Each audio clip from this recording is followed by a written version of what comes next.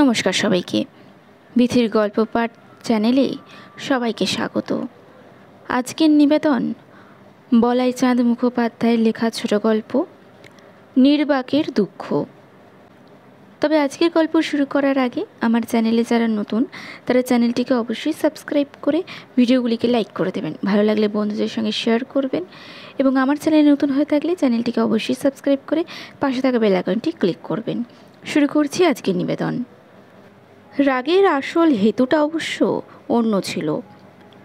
নরেন বেশি রোজগার করে, মোটর কার কিনেছে, তার বউ বেশি সুন্দরী, বড়লোকের মেয়ে। পাশে অন্ধকারে আসবাবে প্রায় ১,২৫০ টাকা এনেছে বাপের বাড়ি থেকে। এর প্রত্যেকটা অদৃশ্য কণ্টক রূপে বিঁধছিল হরেনের বুকে। কিন্তু বিঁধলে কি হবে? এর কোনোটার বিরুদ্ধে প্রতিবাদ করে তো ফল হবে না। অনেকদিন আগেই বাড়ি ঘর বিষয় সম্পত্তি ভাগাভাগি হয়ে গেছে। নরেন তার ভাগের একতলা ঘরটার উপরিযুক্ত দুটো ঘর তুলে ৩ তলা করে সেটাকে ফেলেছে। ফলে হরেনের ভাগের উঠোনটা অন্ধকার হয়ে গেছে। নরেনের বউ তেতলার ঘরে বসে গাঁক গাঁক করে রেডিও বাজায়। হরেনের স্ত্রী ক্ষেমঙ্করীর বুক জ্বলে তাতে। রাগের আসল কারণ এই। কিন্তু এসব কথাতে আদালতে গিয়ে বলা চলে না এইসব কথা। তাই মোকদ্দমাটা বাঁধল একটা কাঁঠাল গাছ নিয়ে। কাঁঠাল গাছটা হরেনের ভাগে পড়েছিল। তারপরেই পাঁচিল এবং ঠিক পাঁচিলের ওপারে হরেনের একটা ঘর। সেই ঘরের জানালায় কাঁঠাল গাছের একটা ডাল গিয়ে পড়েছিল। ডালটা যেন বলতে চাইছিল, ও হরেন, কেন 2 ভাই ঝগড়া করছো তোমরা? কেন মন গুমড়ে আছো? যেমন ছিলে তেমনি থাকো না। কিন্তু এ ভাষা শোনার মতো কান হরেনের ছিল না। সে একটা কাটারি নিয়ে এসে ডালটাকে কেটে দিলে। তারপর নরেনকে বললে, দেখো, তোমার ওই কাঁঠাল গাছ থাকতে আমার ঘরটার আলো হাওয়া কিচ্ছু ঢোকে না। আর ওইটে আমার একমাত্র শোবার ঘর, ও গাছ কেটে ফেলো তুমি। নরেন রাজি হলো না। হরেন উকিলের পরামর্শ নিয়ে আদালতে এই মর্মে নালিশ করে দিলে যে, ও গাছ কেটে না ফেললে আমি যথাযোগ্য যক্ষা রোগক্রান্ত হয়ে মারা যাব। আমার রোজ সন্ধ্যায় জ্বর হয়। ডাক্তার সন্দেহ করেছেন যে আমার বুকের দোষ হয়েছে। তিনি যেসব দামি ওষুধের ব্যবস্থা করেছেন তা কেনবার সামর্থ্য নেই আমার।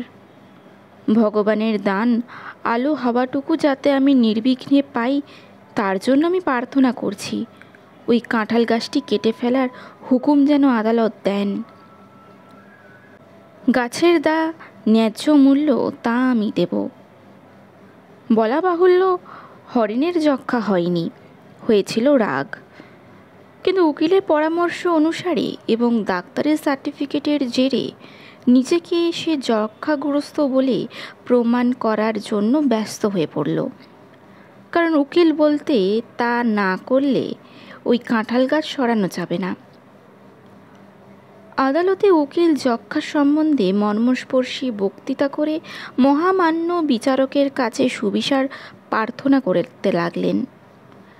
পাড়ার লোকেরা কেউ হরেনের কেউ নরেনের পক্ষে অবলম্বন করে গুজগুজ ফুসফুস শুরু করলেন। তাদের সময় বেশ কাটতে লাগলো। আদালতেও ধাওয়া করতে লাগলেন কেউ কেউ টাটকা খবর সংগ্রহ করার জন্য।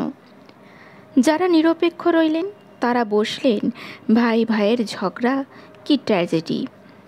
আসল ট্র্যাজেডির খবর কিন্তু রাখলে না কেউ। একটা নয়, 3টে মর্মান্তিক ঘটনা ঘটল এর ফলে।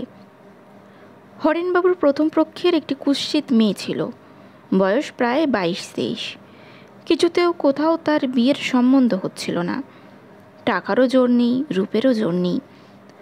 তার মামায়েরা অবশেষে একটি দোজবরে ছেলের সঙ্গে তার বিয়ে প্রায় ঠিক করে এসেছিলেন এবং তাকে দিয়ে মানতীর কল্পনা রঙিন হয়ে উঠেছিল গোপনে গোপনে, কিন্তু সেই পাত্রপক্ষ শুনলেন হরেন যক্ষাগ্রস্ত, অমনি তারা পিছিয়ে গেলেন। মানতীর রঙিন কল্পনা মিলিয়ে গেল মরীচিকার মতো। দ্বিতীয় ট্র্যাজেডির ঘটনা চন্দনকে কেন্দ্র করে। নরেনের বাড়ির ঝি লক্ষ্মীর ছেলে চন্দন ওই কাঁঠাল গাছটির তলায় যেন স্বর্গলোক আবিষ্কার করেছিল। তার মা তাকে যখন বস্তির অন্ধকার ঝুপড়ি ঘর থেকে বার করে এনে কাঁঠাল ডালে ঝোলানো দোলনাটিতে শুয়ে দিত, তখন সে যেন স্বর্গসুখ উপভোগ করত। আদালতের আদেশ অনুসারে কাঁঠাল গাছটি যখন কাটা পড়ল, তখন বিনা দোষে স্বর্গচ্যুত হতে হলো তাকে। তৃতীয় ট্র্যাজেডি হলো শালিক দম্পতির। ওই কাঁঠাল গাছের নিড় বেঁধে ডিম পেড়েছিল তারা। আজকের গল্পটি কেমন লাগলো কমেন্টে অবশ্যই জানাবেন। ভালো লাগলে লাইক করবেন, বন্ধুদের সঙ্গে শেয়ার করবেন এবং আমার চ্যানেল নতুন হয়ে থাকলে চ্যানেলটিকে অবশ্যই সাবস্ক্রাইব করে পাশে থাকা বেল আইকনটিও ক্লিক করবেন। নমস্কার।